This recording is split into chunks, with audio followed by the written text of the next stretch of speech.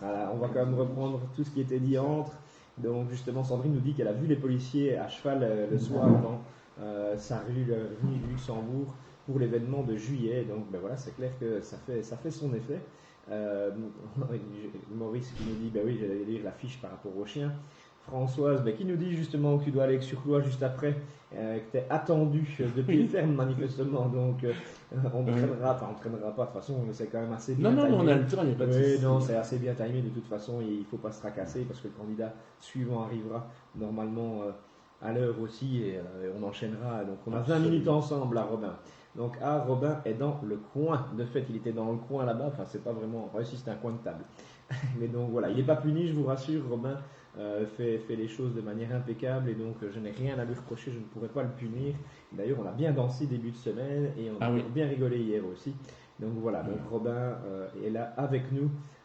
Alors, connaissant Robin, tu peux commander un repas complet, tu n'auras pas besoin de parler, parce que c'est vrai que Robin, il a la tchatche facile, et il a beaucoup de choses à nous Tellement. présenter Oh, aujourd'hui. Et donc, voilà, on a Virginie qui nous dit Hello Robin. Et donc, ben, allô. Robin, c'est à ton tour. Bonjour, Allô, et allô. tu peux te Bonjour tout le présenter. monde. Bonjour tout le monde. Alors je suis content d'être là parce que effectivement depuis ce matin je vois que François parle. Alors là maintenant je vais le laisser manger et moi je vais parler. Pour ceux qui ne me connaissent pas, je m'appelle Robin Rossmann. Je suis le numéro 7 sur la liste du bourgmestre. Je suis au CDH et qui maintenant est engagé depuis 18 ans. J'ai été conseiller CPAS, conseiller d'arrondissement d'aide à la jeunesse à Arlon pendant 12 ans. Ce sont des réunions à huis clos, des réunions très discrètes où on ne peut parler de rien. Moi, j'ai des amis qui ne savaient même pas que j'étais à l'aide à la jeunesse et à la protection de l'enfance. Ensuite, je suis monté en grade, je suis devenu président des habitations sociales et de nouveau du huis clos, etc. Donc, il y a beaucoup de gens qui me découvrent cette année en disant tiens, il est échevin, comment il est arrivé là, etc. Il est arrivé là parce qu'il a 18 ans derrière lui, 18 ans pendant lesquels il a été hyper actif. Ça, c'est vrai. Et voilà, donc j'adore ça. J'aime beaucoup aider les autres, ça c'était surtout ma passion. Quand je suis rentré au CDH, j'avais précisé à l'époque à Jean-Paul Dodelinger, j'avais dit je veux bien rentrer, je veux rentrer, c'est moi qui ai fait la demande, on n'est pas venu me chercher.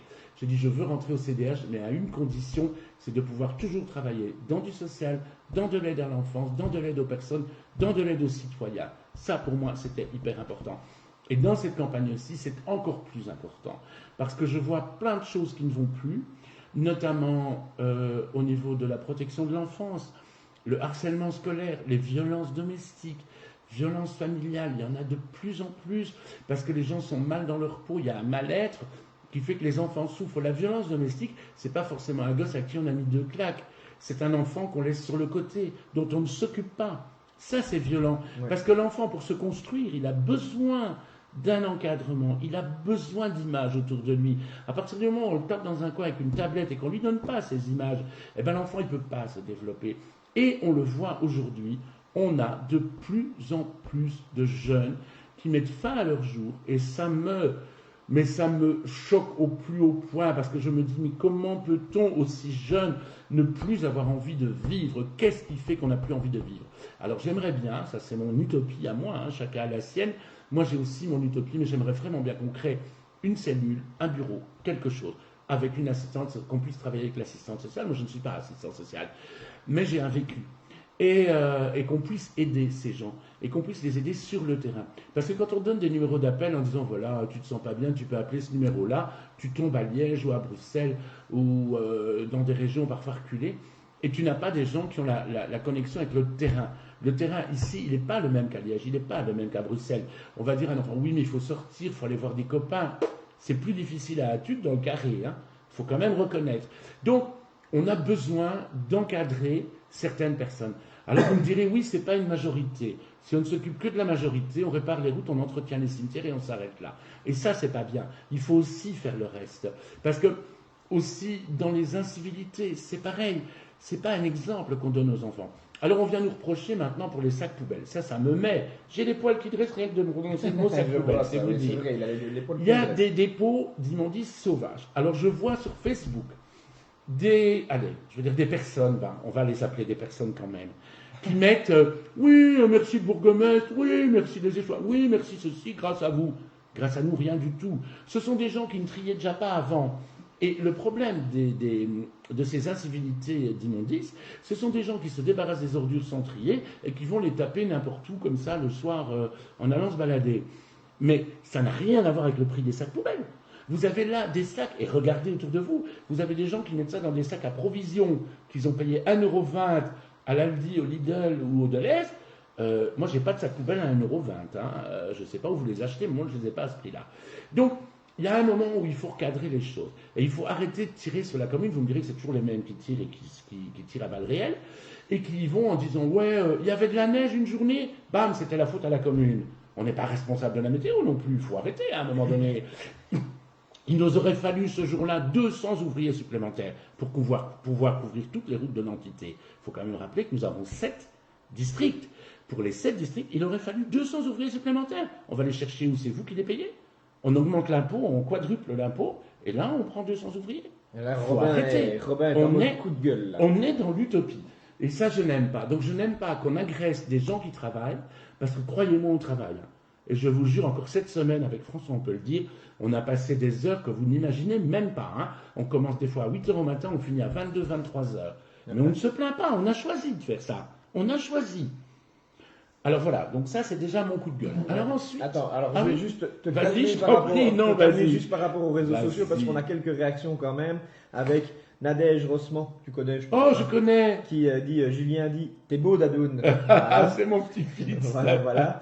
On a Virginie donc, qui te disait hello, ça m'avait pris. Je disais, alors Sandrine disait dans le coin, parce qu'elle avait reconnu ta voix, que t'étais dans le coin, que t'étais pas loin. Et de fait, elle te dit bonjour Robin. Voilà, on souhaite bon appétit, merci Adeline. Axel De Bruyne qui réagit justement par rapport au harcèlement. Le harcèlement, oui, très important pour l'avoir vécu avec notre fille, à part le dénoncer. Là où ça se passe, on ne sait pas vers qui se tourner. Donc voilà, c'est ce que je disais. On ne sait pas vers qui se tourner. Et je pense qu'on doit vraiment s'équiper au niveau humain, s'équiper de personnes qui pourront répondre à ces questions-là et qui pourront gérer ça. Oui, tout à fait. Alors on a Abine Lambert qui nous dit, finalement 20 minutes c'est assez court pour donner toutes nos idées. Oui, c'est vrai. Et donc c'est pour ça que l'exercice est un peu périlleux. Mais voilà, il faut pouvoir essayer de le faire, sachant que de toute façon on est quand même 25 candidats et qu'on défend tout notre programme. Et donc tout le monde est évidemment attaché à ce programme. De toute façon, exactement, on part tous sur les mêmes causes. Les causes dont chacun a parlé déjà jusque maintenant, on les défend tous ensemble. Il n'y a aucun souci avec ça. Mais c'est vrai que chacun a des compétences. Moi, je veux dire, je ne vais pas vous parler des réparations des routes. Je ne sais pas faire la différence entre du macadam et du béton. Donc, c'est vous dire si c'est grave. Mais par contre, je peux parler de logement. Je suis président du logement social au HSL Arlon depuis 6 ans. Le logement, moi je peux en parler. Quand je vois des gens dans notre commune qui travaillent en Belgique, qui ont des salaires de 1 300 € par mois, qui ne peuvent même pas se loger, et qui s'ils arrivent à se loger, ne peuvent à partir du 15 du mois ne plus acheter de viande pour les gosses, moi ça m'arrache les poils qui dressent. C'est vous dire si c'est grave. Donc tout ça, c'est des choses dont il faut qu'on parle, il faut qu'on mette ça sur le tapis, il faut qu'on en discute, il faut qu'on trouve des solutions. Ça c'est le plus dur. Mais on cherche, mais il faut qu'on les trouve, ces solutions. Parce qu'elles doivent être quelque part et on doit les trouver ensemble. Quand je vois des maisons en commune d'Aubange qui sont louées 2 000 €, 1 350 €, 1 450 €, je ne tire pas sur les propriétaires. Moi, s'ils peuvent la louer 6 000 et qu'il y a une poire pour les donner, et c'est très bien, cueillez la poire, dépêchez-vous. Il n'y en aura qu'une à ce prix-là. Moi, dans le logement social, c'est une autre paire de manches. J'ai 980 dossiers en attente pour 7 attributions par mois. Vous imaginez ? Alors on vient nous dire, oui mais moi c'est une urgence. Sur les 980 dossiers, j'ai 200 urgences. Sur les 200 urgences, j'ai 50 demandes avec des personnes handicapées. Vous croyez que c'est facile? Non, c'est pas facile. Alors on a besoin de vous le 13 octobre parce que c'est vous qui, en votant pour nous, c'est vous qui allez nous donner cette possibilité, ce pouvoir. Parce que quand on arrivera en réunion, on dira, je représente autant de personnes, ne l'oubliez pas, j'ai été élu, donc je représente autant de citoyens. Et c'est ça qu'il faut comprendre dans les élections du 13 octobre. C'est ça qui est important. Et ça nous permettra justement d'arriver avec nos belles lignes de programme, justement concernant le logement, à savoir évidemment redévelopper du logement de qualité sur le territoire de la ville d'Aubange, mais aussi, tu en as parlé, et c'est justement un des points, c'est proposer justement des logements de transit pour pouvoir avoir un peu un roulement, pour que les gens puissent aussi trouver des logements et puissent avoir le temps de trouver un logement tout en pouvant se loger de manière quand même encore décente, etc. Exactement, parce que imagine le stress que vit une maman avec 2 gosses qui va se retrouver le mois prochain à la rue et qui ne trouvent pas Bien de sûr, logement. bien sûr. Le stress que ces gens-là vivent, mais c'est épouvantable. C'est épouvantable. Donc il faut qu'on puisse faire quelque chose pour ça. Et pour ça, on a besoin de vous. Il n'y a pas d'autre solution. C'est Tout à vous fait. la solution. C'est vous, et voilà, en votant pour nous, avec notamment le fait de mettre des logements de transit.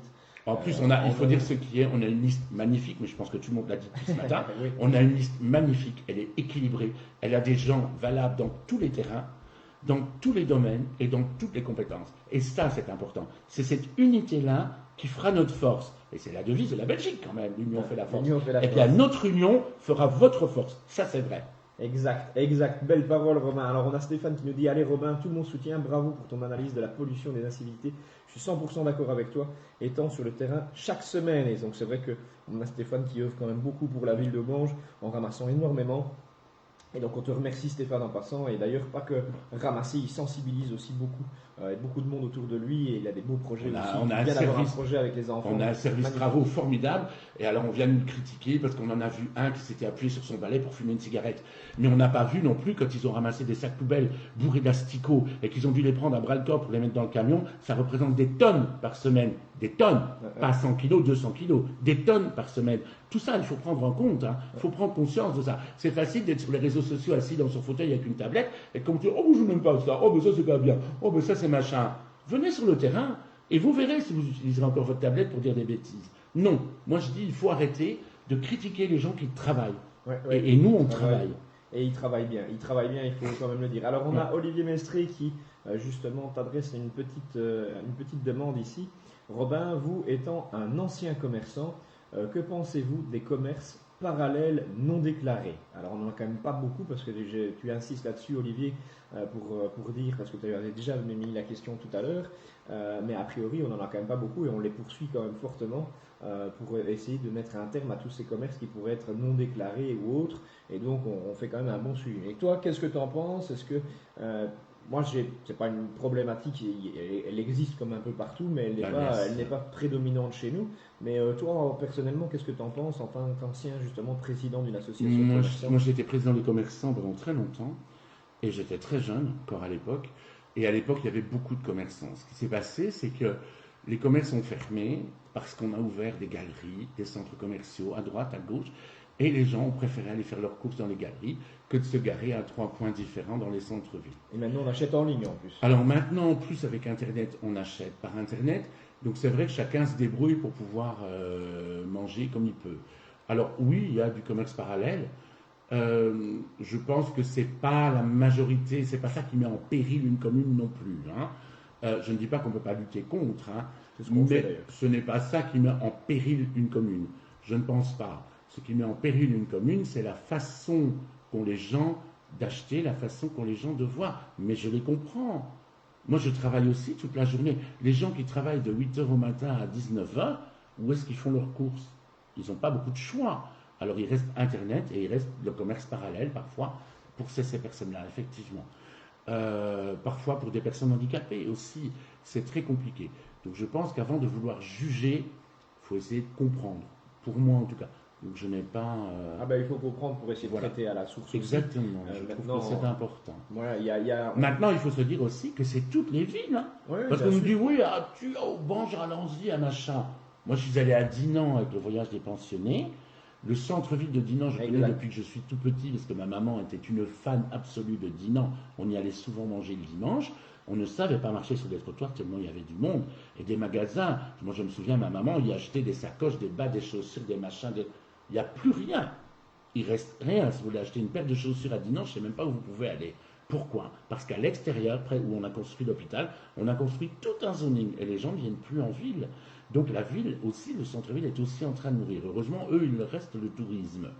Alors, si on arrive à mettre un bateau-mouche sur la Messancy, je vous promets qu'on va redynamiser le centre-ville comme à Dinan. Mais Oui, ce n'est pas mais le cas. Voilà. justement, Donc, ça c'est un des développements, parce on a parlé très souvent en fait, hein, dans les différents programmes du développement urbain, où on a des très beaux projets pour redynamiser la absolument. ville avec plein de choses et qui vont justement attirer du monde, et pour les commerces aussi. On a parlé, et notamment tout ce qui est au fil de l'eau, justement des beaux petits projets de développement un peu de la nature et autres, pour redonner des espaces conviviaux que les gens vont pouvoir, donc qui vont pouvoir s'approprier justement, parce que ce seront leurs espaces conviviaux, mais ça attirera aussi du monde d'ailleurs. le schéma cyclable, etc.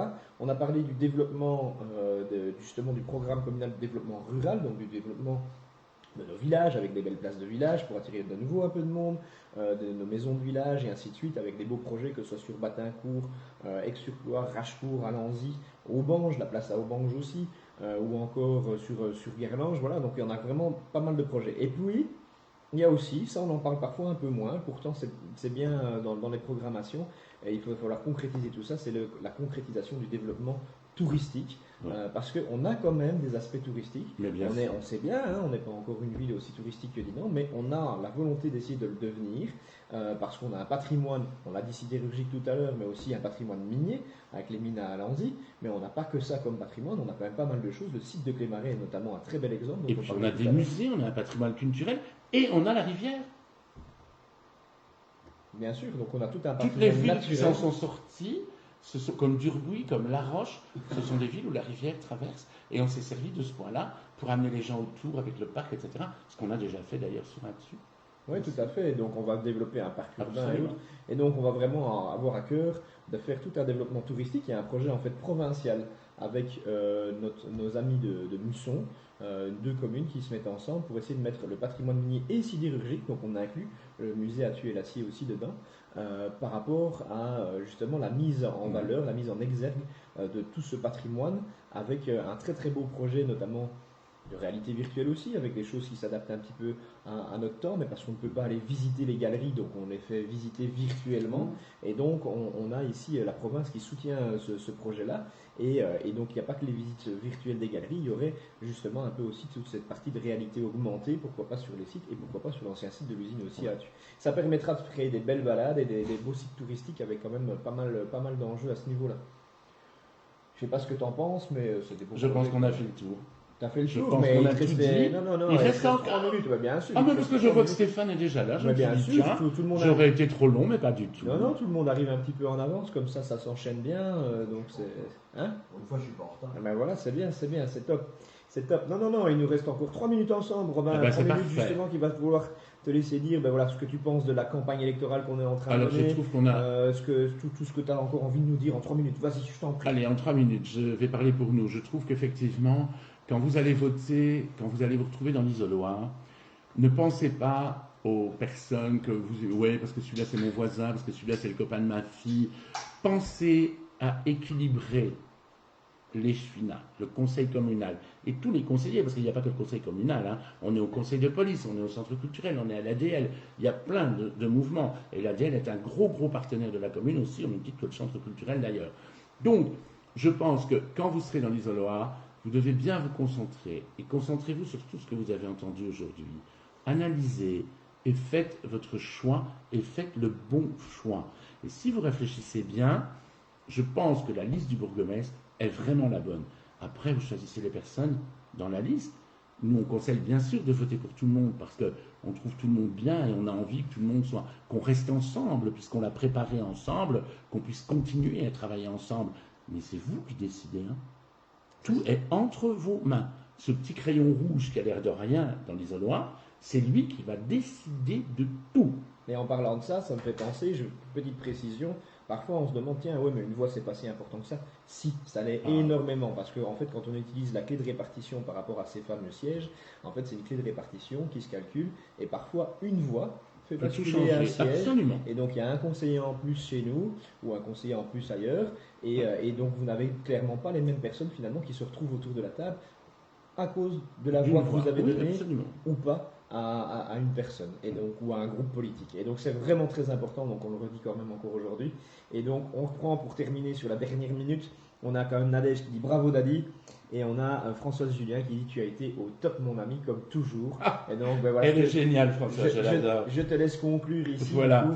Ben, pour conclure, je vais vous souhaiter à tous un excellent dimanche. Moi je vais aller à Aix-sur-Cloix, et je voudrais encore dire juste une petite chose par rapport à ça. Quand je vais arriver à Aix-sur-Cloix, il y a forcément quelqu'un qui va arriver en disant « Ah ben oui, hein, c'est l'année des élections !» Ça fait plus de 20 ans que je vais manger chaque année à Aix-sur-Cloix à la fête parce que j'aime bien.